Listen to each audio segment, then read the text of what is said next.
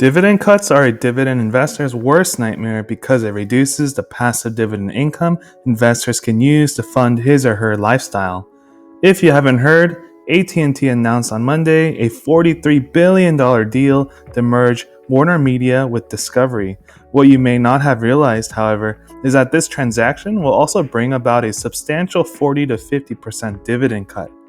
What's going on, guys? This is Nick with Nick Does DGI, and thank you for clicking on today's video. I initially wasn't planning to cover this news event, but once more information came out, I had to create a short video explaining my reaction and why I am absolutely disappointed about this announcement. I hope you find some value out of this video, so don't forget to hit that like button and let's get into it.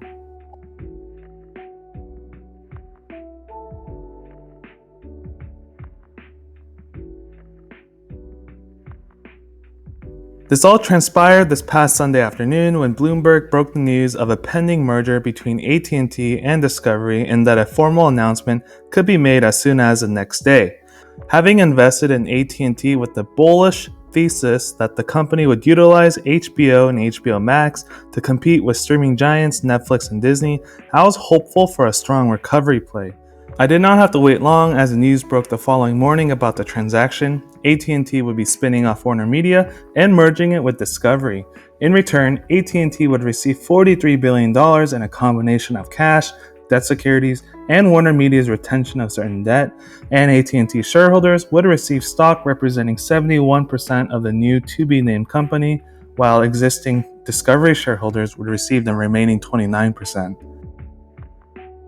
For dividend investors with money invested in AT&T, and unfortunately I have some bad news. Carefully perusing the fine print, you will see that AT&T effectively cut the dividend in nearly half without explicitly stating it.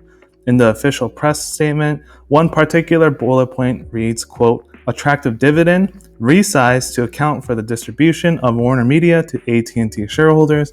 After close and subject to AT&T board approval, AT&T expects an annual dividend payout ratio of 40 to 43% on anticipated free cash flow of $20 billion plus."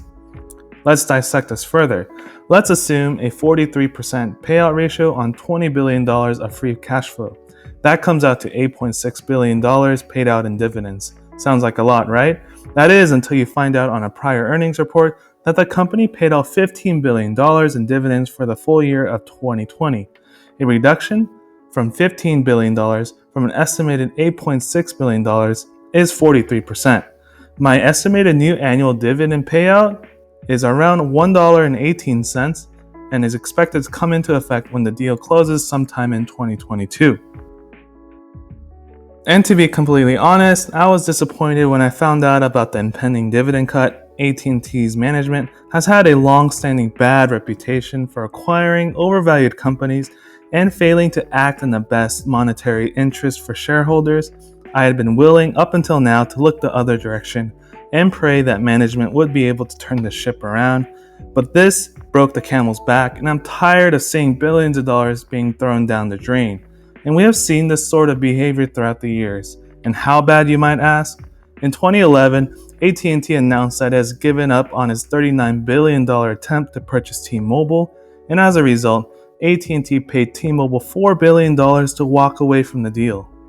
In 2015, AT&T acquired DirecTV for $48.5 billion, only for the company to spin it off 6 years later with private equity firm TPG with an intrinsic enterprise value of just $16.25 billion. In May of 2020, then 59-year-old CEO Randall Stephenson announced his retirement with a big golden parachute, a pension worth $64 million or a whopping $274,000 a month for the rest of his life. And this week, we found out that WarnerMedia, which AT&T acquired in 2018 as Time Warner for $85 billion, would be spun off to create a new media juggernaut company with Discovery in return for just $43 billion. As much as I want to believe the narrative that the new combined media company will be in the best interest for existing AT&T shareholders, I can only imagine that there are tons of other shareholders who are only in it for the high dividend yield, and seeing how the market reacted confirmed my belief. When the news initially broke Monday morning, the stock was actually up a healthy 4% as investors were finally excited to hear more details about the transaction. Nonetheless, as the impending dividend cut became more prominent, the stock saw a sharp sell-off to close Monday down 6.3%. On Tuesday, the stock was down another 5.8% as of this time of recording. We even had Jim Cramer come on to rip the leadership of the company over the handling of WarnerMedia and the planned dividend cut. He said that, quote, "The way they did was completely suboptimal, and the people who are selling it are the long-term holders who feel very betrayed." And for once, I actually agree with Cramer here.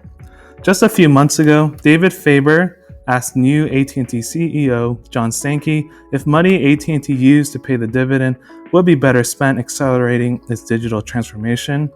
And Stankey responded, quote, "I feel very comfortable when we're down at 50, low 50s, mid 50s payout ratio on the dividend, that we can sustain that right now and not have to walk away from the opportunity to keep this a strong and sustainable business," end quote. He later said that, quote, "The moment that I cross a path where I don't think that can happen, I gotta ask that question, but we're not in that position," end quote. This is pure conjecture at this point, but it appears that the executive leadership was trying to reassure the public that the safe dividend would remain while this deal's negotiation with Discovery was going on behind closed doors.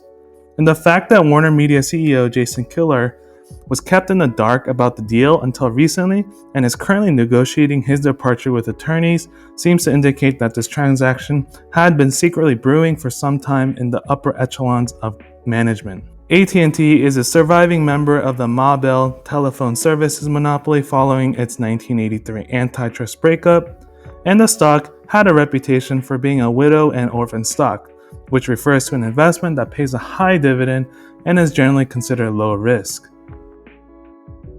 To be fair and give credit where due, I think that this transaction might help AT&T transition back to being a pure-play telecommunications company like Verizon or T-Mobile. Billions of dollars of debt will be repaid, and capital expenditures will be reinvested back into 5G and future telecommunications projects. And existing shareholders will own 71% of this new to-be-named media company with all the intellectual properties of WarnerMedia and Discovery. If executed properly, this new company might just be able to compete with the likes of Netflix and Disney while being priced at a higher growth valuation, adding additional shareholder value. But for the dividend investor seeking a safe, high dividend yield now, AT&T may or may no longer be the stock for you.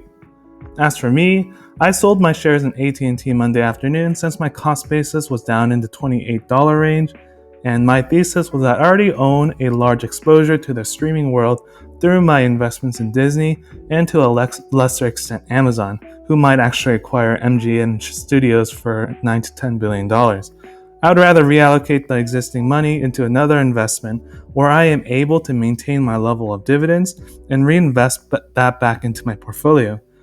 I cannot tell you what you can and cannot do with your investments, so please continue to do your own research. So what are your thoughts on this transaction? And if you are an existing AT&T shareholders, are you holding? Comment down below. Please note that this video is not intended as financial advice, nor am I a financial advisor. Past performance is no guarantee of future results, and please take the information with a grain of salt. Please do your own research and due diligence when deciding to invest in investable securities. If you found this video helpful, please consider clicking that like button and subscribing to my channel. Hit the bell notification to receive an alert on all the latest videos. The YouTube algorithm likes these sorts of engagements and helps my channel get shown on more homepages. Until next time, take care.